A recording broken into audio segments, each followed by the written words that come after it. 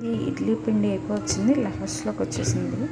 అందుకని చెప్పేసి బొంబాయి రవ్వ ఉంటుంది కదా, అది కొంచెం యాడ్ చేస్తున్నానండి. బొంబాయి రవ్వ యాడ్ చేస్తే క్రిస్పీగా ఉంటాయి. క్రిస్పీగా కావాలంటే మాత్రం అప్పటికప్పుడు వేసేసుకోండి కలిపిన వెంటనే. కాదు అట్లా కాదు, కొంచెం మెత్తగా రావాలంటే మాత్రం కొంచెం సేపు నానబెడితే చాలా బాగుంటుంది. కానీ ఇంకా దీంతో ఓన్లీ బొంబాయి రవ్వ, పెరుగు, లైట్గా మైదా కానీ గోధుమ పిండి కానీ వేసుకుని దోశలు వేసుకోండి. ఆనియన్స్ అండ్ పచ్చిమిర్చి వేసి కూల్ మెట్లో అసలు ఎంత బాగుంటుందండి, చాలా అంటే చాలా బాగుంటుంది. ఒక్కసారి అయితే ట్రై చేయండి. ఇంకా నేనైతే మా వారు ఈవినింగ్ బయటికి వెళ్ళి వచ్చినాక ఏమైనా వేయి అని చెప్పారు. ఇంకా ఆయిల్ ఫుడ్ అసలు వేయదలుచుకోలేదండి. వేస్తే నేను కూడా ఆగలేక తినేస్తున్నాను.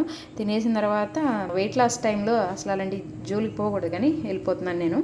అసలే స్వీట్స్ ఈ మధ్య ఎక్కువ చేసేస్తున్నాను, పిల్లల కోసం చేస్తున్నాను, నేను కూడా తినేస్తున్నాను టెంప్ట్ అయిపోయి. ఇంకా అందుకని చేయదలుచుకోలేదు. ఇలా అయితే దోశలు వేస్తున్నా. దోశలు అయితే చాలా బాగుంటాయి, మీరు కూడా ట్రై చేయండి. ఈరోజు అయితే సోప్ వాటర్ రావలేదు చూడండి, మార్నింగ్ అనగా కాసాను, తాగలేక తాగుతున్నాను అనమాట. ఇలా తాగలేకపోయాను అనమాట. స్వీట్స్ అవన్నీ ఎక్కువ తినేసాను.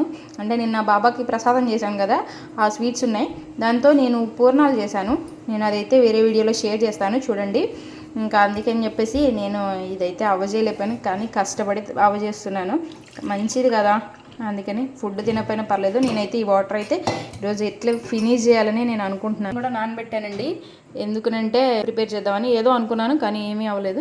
ఇంకా చివరికి దోశల దగ్గరికి వచ్చాను అండి. ఈరోజు మా మమ్మీ రాగి అట్లే వేస్తుందండి. ఎంత బాగుంటుందా అంటే అంత బాగుంటుంది. రాగి అట్లే కాదు, దాంతో పాటు బొంబాయి రవ్వ యాడ్ చేశాను కదా, అది రెండు కలిపి చేస్తున్నా. ఓహో అమ్మా, ఆల్రెడీ ప్రీవియస్ తిన్నావు కదా నువ్వు? అవును తిన్నాను కదమ్మా. అప్పుడు నాకు నువ్వు తినిపించావు కదా. మరి బాగున్నాయా లేవా? బాగుంటాయి. ఒకసారి నేను తిన్నాను కదా మరి.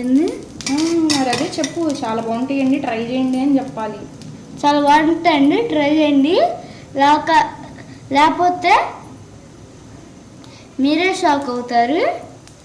ఎంత కష్టపడి చేస్తుందా మా అమ్మ చూడండి.